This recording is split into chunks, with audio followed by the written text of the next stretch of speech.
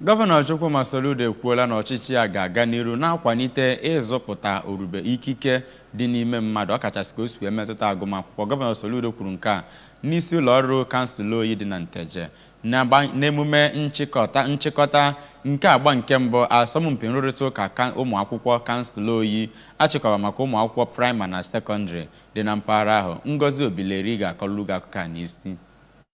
Ndị bịara anya bụ mmemme gụnyere ụmụ akwụkwọ ndị prima, ụmụ akwụkwọ ndị sekọndịrị, ndị prịnsịpal na ndị nwegasị ụlọ akwụkwọ bụ ndị gafewuru na agba nke mbụ ya bụ mmemme ya nakwa ndị ọrụ gọọmenti. Ka ọ na-agwazi ya bụ ọgbakọ okwu ka Gọvanọ Soludo bụ nke onye nọchitere anya ya na ya bụ mmemme bụ onye ji ọkwa dịka Chief of Protocol bụrụkwazi Deputy Chief of Staff bụ Maazị Chinedu Nwoye kọwara na ya ga na-akwado ihe ọbụla ga-akwalite ọnọdụ agụmakwụkwọ na steeti a ma tozie onye isi ọchịchị nchere oge nke oyi bụ Maazị Emmanuel Nweke maka ịchịkọba ya bụ atụmatụ ya nakwa maka mbọ ọ na-agba ịhụ na ejimmara ndị Igbo bụ ihe ewechighara azụ. Ọ nọzi oge ahụ wee kọwaa mkpa bụ ya bụ asọmpi ha mere ma tozie otu ụmụntakịrị ahụ si wee gbaa mbọ gosi akwụkwọ ike bịa bụrụ ndị mere nke ọma na ya bụ mmemme asọmpi. N'okwu nke ya ka onye nnọchite anya ọgbọ nta vootu nke oyi bụ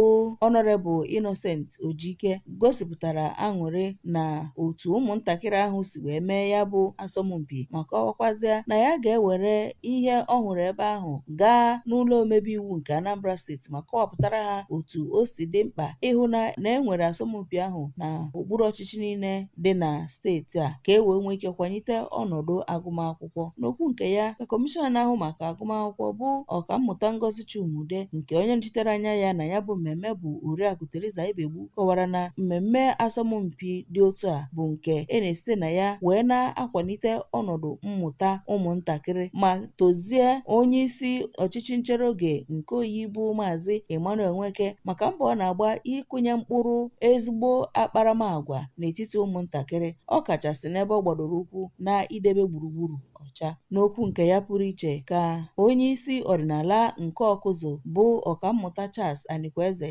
kọwara na otu ịgụ akwụkwọ siri dị n'oge dịka ugbu a bụ nke ewepụtagoro atụmatụ dịgasị iche iche wee gosipụta ọrụ ihe gbasara gburugburu na-arụ na agụmakwụkwọ ya nakwa ọrụ dịrị ndị nkụzi inyere ọtụtụ ndị na-amụ akwụkwọ aka ịmụta ihe dị iche iche site na nkụzi. N'okwu nke ya kwa ka onye ji ọkwa ọchịchị nchere oge okpuru ọchịchị ime obodo oyi bụ Maazị Nweke kọwara na isiokwu ya bụ mmemme asọmpi bụ nke bụ ịkpọghachite otu ọ dị na mbụ ya na idozi ọdịnihu. Kọwara na ya bụ ọhịa achịkọbara ụmụntakịrị ụmụ akwụkwọ bụ ka e wee nwee ike ido ha ihu na ihe gbasara idebe gburugburu ọcha dịka o si wee bụrụ ebumnobi nke aka na-achị Anambra steeti bụ Gọvanọ Soludo ka e wee nwee ike hụ na ya bụ ozi idebe gburugburu ọcha nke o wubere bụ nke